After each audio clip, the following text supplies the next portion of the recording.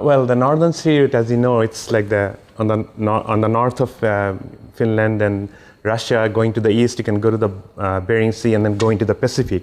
So it's a shorter route between the north, the eastern countries, Far East countries, and Europe.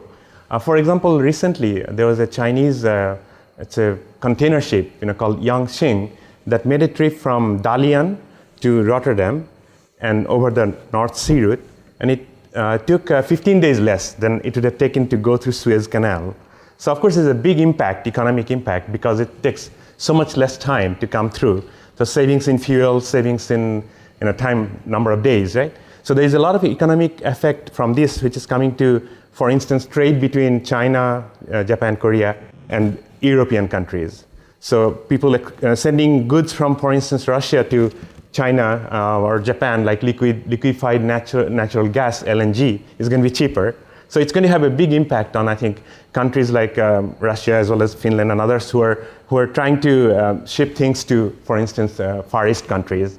And at the same time, there could be maybe negative impact if this takes off a lot of traffic from the route through the Suez Canal. Well, there could be impact on the countries there, right? Because they might not have anymore as much commerce as they had before. At the same time, there are other development issues. For instance, you need port facilities, more ports, more places where the ships can come, repair, etc. Maybe rescue services if there's problems that happen. Security effects, like national security oriented, like Russia might want to protect something. They already have naval, I think patrols starting in the northern sea route. So there's a lot of impact coming out from this. The economic impact, definitely in maybe perhaps 10, 20 years, there'll be a significant impact, I think.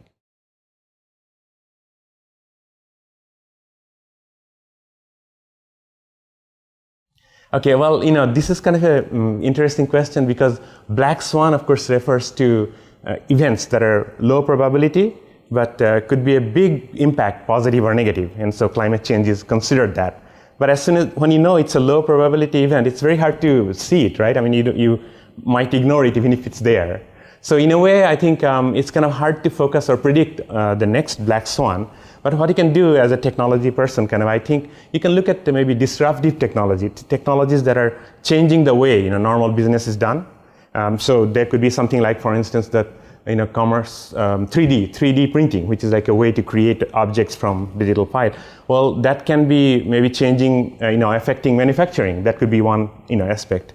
As far as black swans go, I do think that you have heard about probably big data, which is big volumes of information being processed nowadays with all the computing power we have got. It is possible, perhaps, with the help of looking at the data using big data analytics, work with some smart people looking at it. Maybe now we can identify some big, black swan events somewhat before, earlier than we could have done otherwise. So that's all I can say about that, because of course, who is going to know the future of that sort of event?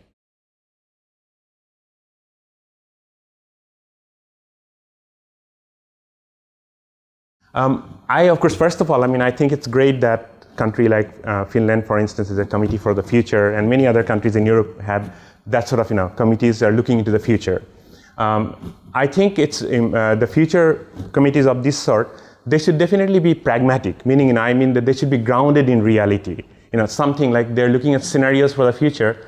It should be something that's somewhat plausible and people can relate to it, that it's maybe like the black swan thing, something that's happening already, and you can see that, yeah, it's an important aspect to look for, right?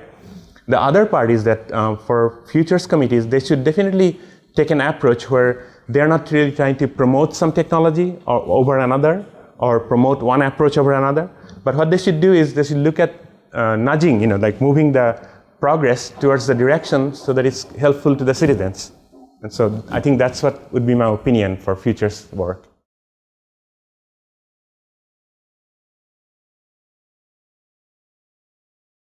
Of course, technology futures similar to the black swan or events like that. It's very hard to predict. Because you can only predict based on what you see today, right? I am kind of primarily a technology person, so I feel like the trend, towards what I would call digital convergence, like all the things are becoming digital, right? And we used to call, the cell phones, and we now have data, voice, images, everything coming together. That digital convergence trend is continuing to the point where, as I mentioned earlier, 3D printing It's like objects in digital form, right? You have the object's representation in digital form. You can create it by putting the material one after another, one layer after another. So that's another way of thinking that even the object's physical world is in the digital format as well. Not to mention human genome, like biology is in that form, synthetic biology to create objects from digital representation. So I think I would say, instead of trying to answer that where it's going directly, I think many of the trends can be derived from the desire to put everything into digital form and processing them that way, right? I mean, even in the ICT world, the cloud computing, for instance, or big data, these are coming together because you have the convergence of like computing and networking power, so that now if you store all the information in one central place, you can make it available to people over these devices, over the network, and suddenly you got computing as if it's like a utility, right? You can provide it almost like a electricity, gas, or things like that. So I think in that sense, all I can think of is using that digital convergence as the primary means of change. 3D printing or cloud computing or the big data analytics, those things that are coming around seem to be driven by that. So I think that's all I can kind of see at this moment, basically.